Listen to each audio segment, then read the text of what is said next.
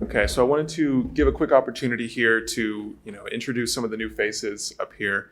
Alex, do you want to start off with a little bit about yourself and what you've been working on? Yeah, so Alex Eaton, I work with Wood. I'm part of Wood's Bridget Fitzpatrick OPA Center of Excellence, and I've also been one of the working members on our testbed, which is a place for learning about the OPAS standard, collaboration, testing, and just inviting people in to come and see what OPAS is all about. I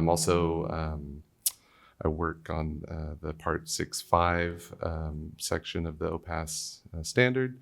Sit in on those meetings. Then I also work with Kelly Lee of Exxon as the OPAF to UAO liaison. All right, pass it over to Joseph. Hi, my name is Joseph Heitel, and I'm the founder of soft-ware-defined automation, working very closely with Leandro and the rest of the Henkel Group for the last years. And Greg? Let me go ahead. So my name is Greg Bucco. I'm the Chief Marketing Officer for Universal Automation.org, which we have a lot talked about this morning. So I'm here to answer all your questions, and especially together with Emery and British American Tobacco. Thank you. All right, so I certainly have some questions, but I did want to give an opportunity here. If anyone had a question about the presentations or if anything sprung to mind, I wanted to give a quick opportunity here. We've got a microphone in the back, so please wait for that.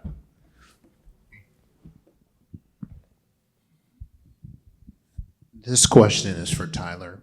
Did you consider, when you were doing your HMIs, to copy the format, not necessarily the exact, code, but the format of the existing graphics? And was there any vendor's package available you thought of putting on top of the OPAF system? This was from a legacy DCS. It was a rather old package, so the format of the displays was very different than what we would have available with larger format screens and different tools. So we definitely used the layouts and the way that the designs that were familiar to the operators to be used. But effectively, you end up being able to show a larger scope of a larger portion of the process all at once, where they can see more things on one display rather than having to flip between multiple displays. Is that? I'm sorry, is there another vendor's package that you consider just saying, oh, we'll just use this and put it on top of the OPAS system?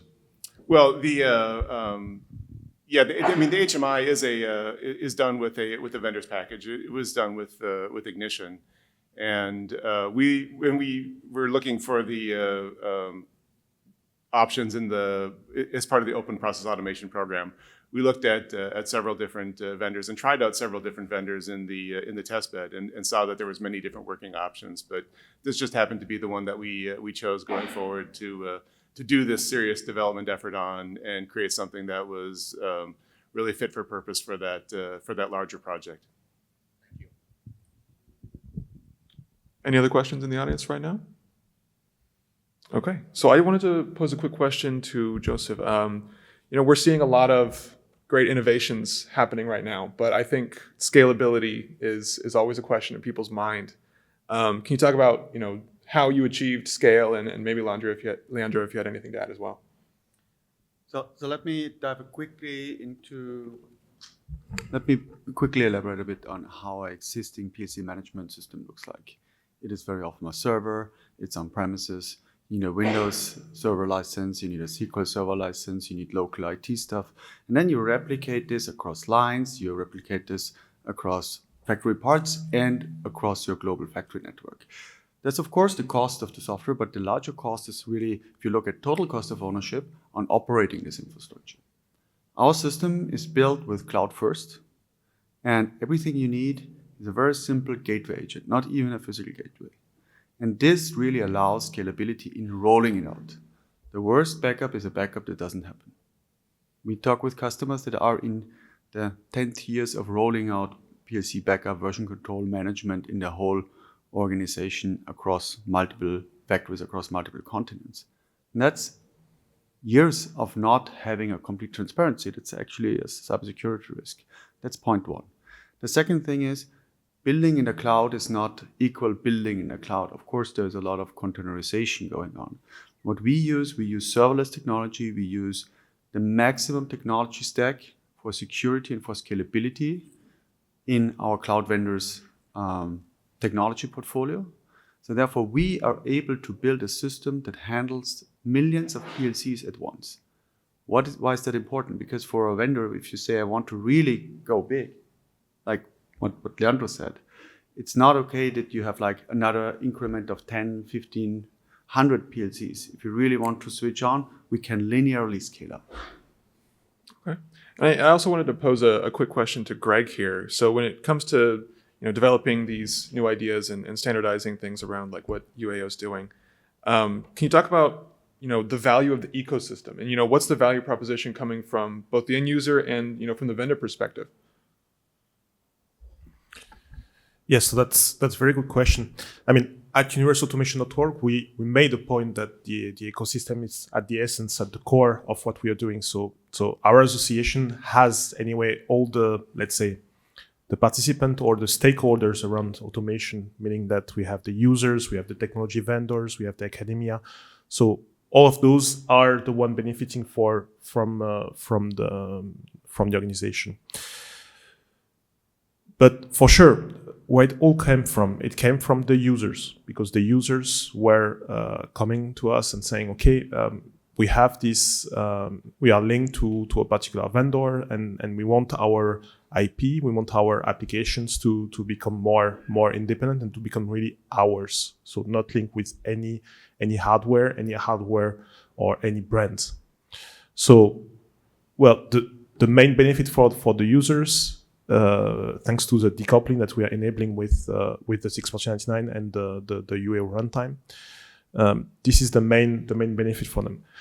For technology vendors, it's a bit different. You have to see it as more as a platforming activity. So meaning that for a technology vendor who aims to at some point develop towards 6.99 and wants to have an offer for that, using our shared technology is for sure a great way, because they don't have to develop everything from scratch, but they can just reuse what is already developed and shared with all the members. So yeah, platform activities and all of this ecosystem, including academia, including users, can feed back to the org so that we can further develop, increment the technology together. So that's really the whole ecosystem acting together to decoupling hardware and software and to really utilize the 6.99 technology and standard. Okay. And then I also had one for Alex and maybe Tyler as well. This presentation was obviously more HMI focused. Can you comment anything on OPAF's direction moving forward and maybe looking into some other topics as well? I'll go first. Yeah. So currently, the OPAF standard does not directly address HMI, but what it does do is it defines interfaces. And so the three main interfaces there's a function block engine, there's an IO engine, and there's an alarming engine. And so the whole point of having this data readily available is defining these information models. So then if you're an HMI, if you are any sort of external package, if you can speak via OPC UA via these information models, then you can communicate. There are a few additional things as well that are defined, such as GDS aliasing, that's global discovery server aliasing, that allows an external package or an external application to look in a central location and get aggregated data from across the network. And those are things that we would also talk about it as things that we want to see implemented in more software applications. But so I will say, though, as far as OPAF is concerned, even as recently as last week, there have been discussions about whether it's some sort of companion spec or whether it's some sort of document providing guidance on how HMIs and other external tools or applications can interact with the OCF. Okay. And did you have anything to add as well? Well, and maybe just beyond HMI, I think that with the Lighthouse project, definitely the focus there was getting the basics up and running. But certainly looking forward, we're interested in taking advantage of that whole structure that we get from having these open, secure systems, and looking at ways to incorporate advanced applications, whether that's at the edge or down close to the controller, or whether it's in virtualized controllers. We want to make sure that now that we've got this technology and we're starting to bring it forward, that we look at all the different ways that we can utilize that. And of course, anytime that things get more use, then there's things that are good to get fed back to the people who are writing the standards, and making sure that all that feedback gets incorporated and makes it easier for users to have things that are ultimately interchangeable and interoperable. Okay, quick check in the audience. Any other questions? I've got one up here. Got a few.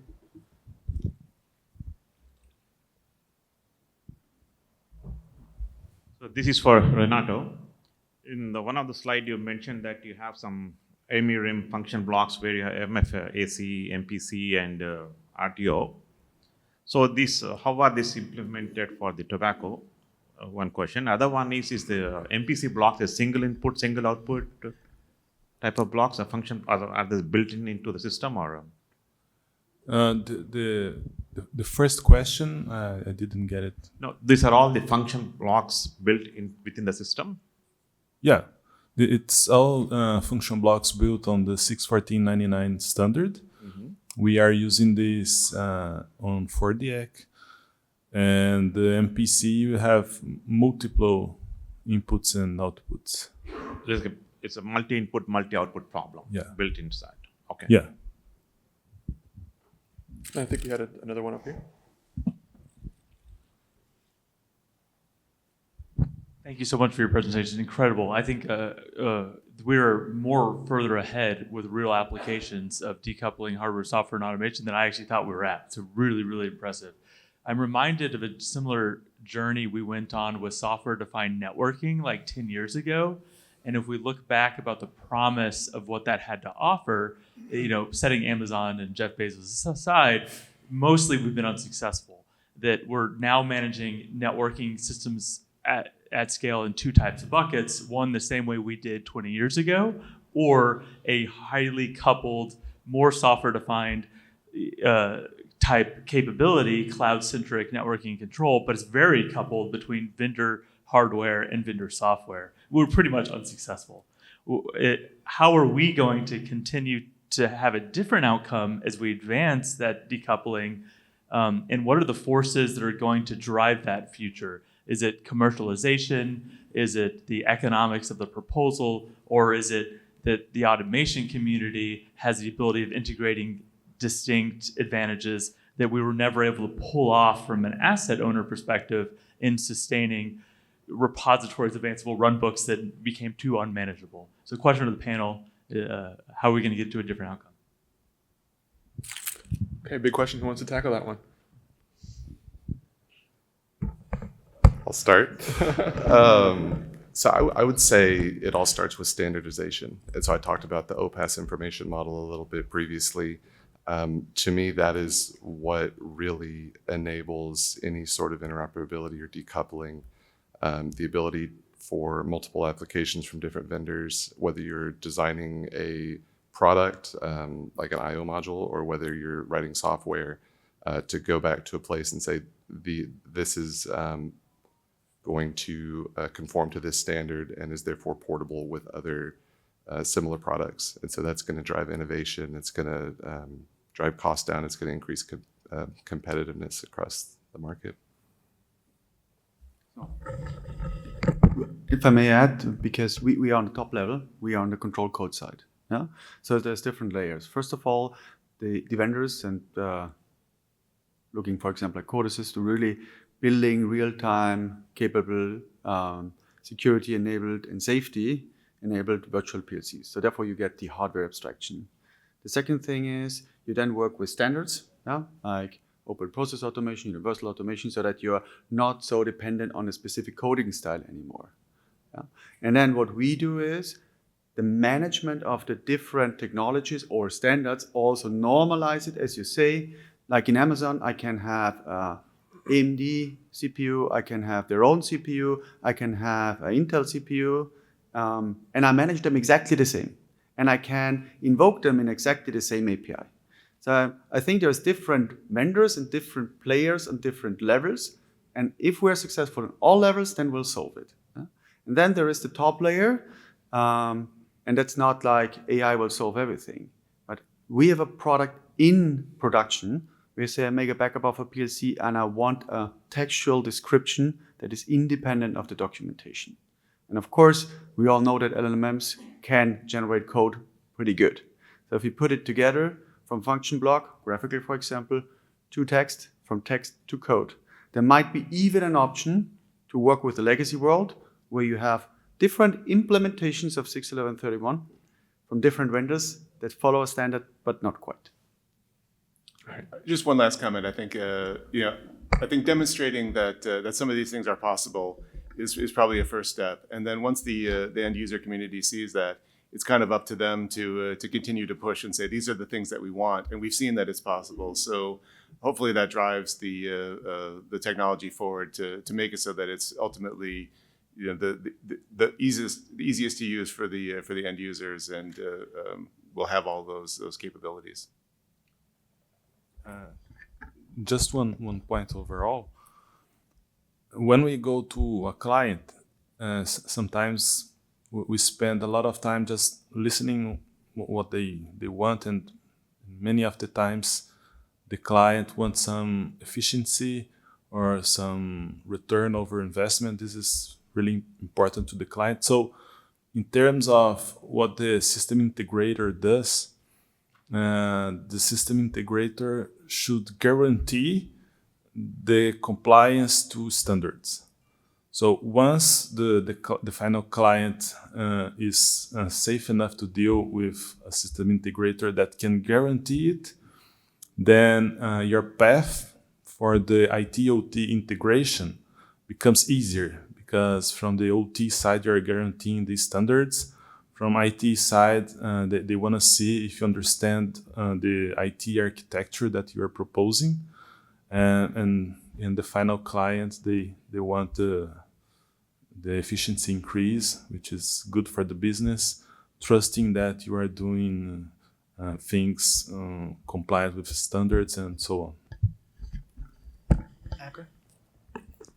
So I have a personal opinion on that. So I really love the technology. It's nice and all. But to me, if it doesn't deliver something different, something much, much better, or something that I am not allowed to have with my current technology, at least me as a final user, honestly, I have no interest on that. Because it's much easier to keep all my Rockwell PLCs running. Everyone knows. It's proven in no technology. I don't need to train anyone. So it's much easier to keep the status quo, right? So if Renato didn't tell me, okay, to deliver what you want, you need this new technology, I wouldn't do it. If it was possible to do in a Rockwell PLC, it would be done in a Rockwell PLC. And that's it. Because I don't want to train my 40 technicians on the ground, on the shop floor. This brand new technology, okay, why I would spend time and effort for them to learn this new thing if it's not essential, So in my opinion, all those new technologies need to deliver something that is essential for the evolution of the industry. If it's delivering the same thing, just a bit cheaper or a bit better, to me, it won't evolve. That echoes something that we at ARC say all the time. Start with the business case first, and then look for the technology for it. Any further comments on that question?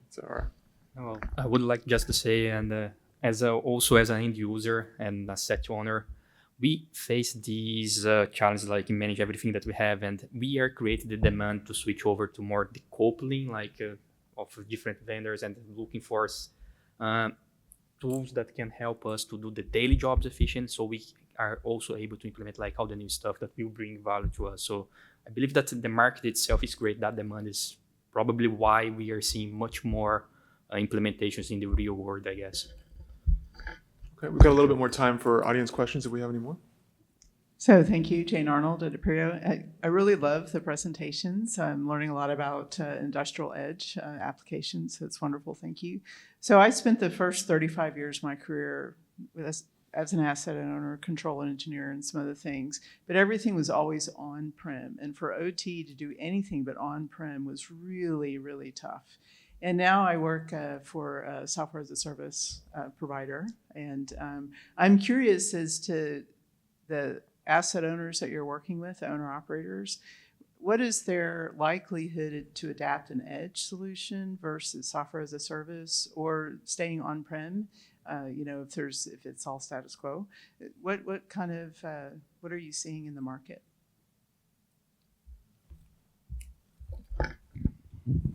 I can say from the IBM perspective, there's a way to build an architecture that fits OT needs and IT needs. How we call this? We call like air-gapped distributed systems.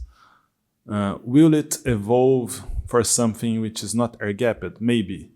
But today, it seems to be well accepted if you do it, the edge device air-gapped in a distributed system where you can use, for example, Kubernetes for air-gapped solution. It is possible.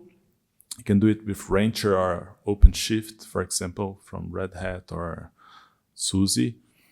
And this is an architecture that allows you to keep some sort of cybersecurity that the client feels comfortable with. But this does not slow down the cloud services. And when we say about cloud services, it could be public, private, or on-premise. So the technology should fit any scenario. Usually, big clients prefer on-premise. But if we keep it air-gapped on this first beginning, I think the architecture is enough for this IT-OT integration. Okay, so I believe that, we think as a huge it's a big organization, we have like a dedicated security team, and to make sure that we are adopting these, like we need to ensure like that is accepted and it's secure, it's proven secure. So we have, for example, our head of cybersecurity working, reviewing the application and making sure that it's according to the standard and according with what they would expect. Now, since you mentioned like the operator user, or the technician, so to adapt, I believe that we must focus also like taking from the software industry, like the user experience and the interface. If it is easy to use, then there is going to be a huge acceptance. It's not easy to find this balance of bringing a technology that will integrate everything cloud in a secure way, but we need to try to balance the ease of using and implementing so our engineer can learn fast how to use it. Looks like we have time for maybe one more question from the audience if we have any here. Looks like. So I did want to touch on one thing at the end here. I noticed in each presentation there was some kind of human element to these solutions and these ideas. Could some of you talk about how important it is to really engage with the right stakeholders and make sure you're getting buy-in for these new technologies and ideas? Okay, so like I said in the presentation, it's quite important to not scare people, because like you can get your stakeholder can be the senior leadership of the area, whatever.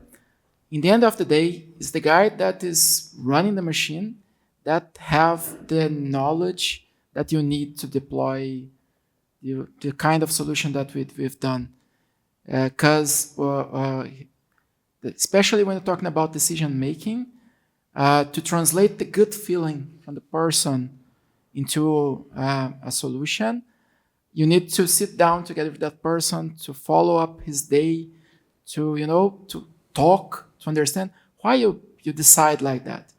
What was your reasoning? And then you keep, writing down everything.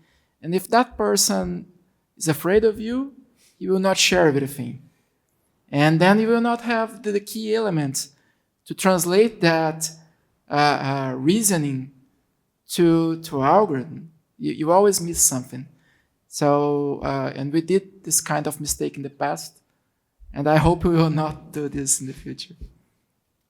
I'll second some of that as well. That certainly with the Lighthouse project, keeping the end customer in mind all along was a very important aspect. And I'll even say that some of the things that are in this current version of the HMI and some of the controls and other elements were things that weren't part of the initial design, but quickly became kind of customer requirements once you had more detailed discussions with people. But definitely getting that feedback early and getting people to understand what's going to change and what's going to be different it's important to get people involved very early on in the process, because the change is always a difficult process, even if it's something that's ultimately going to be more flexible and better than what you started with. Yeah, I would add on that and just say from an OPAS perspective, there is a step change of many things happening under the hood that is different in a OPAS system than a traditional Purdue model system. And so it's very important from that perspective to keep your HMI consistent, similar to what your frontline people, your operators are going to be saying on a day-to-day basis. Maybe from the view of an industrial software vendor, and that might be critical. Industrial software, I think, suffers from the problem that the user is very often not taken too serious. It's very often sold top-down. It's you save X, Y, Z.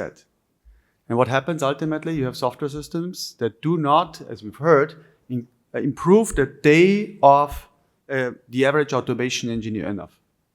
And give you an example. We started with our cloud solution, and ultimately we found out that the pure running time and startup time of the automation IDEs is too long. So we built a system where you can start up Studio 5000, Tier Portal in a couple of seconds, in a couple of minutes. If you build that systems, you get the acceptance from the users.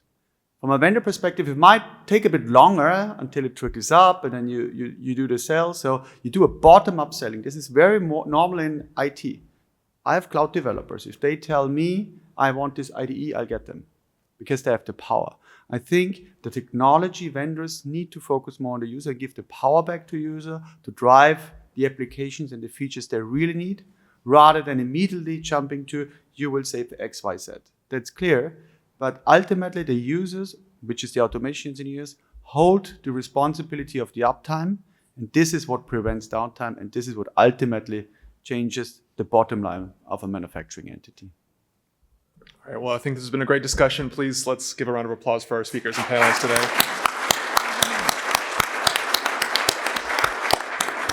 If you have any extra questions, if you ask nicely, they may be around after this. And we've got another session at 10:30, so stick around. Thanks, everyone.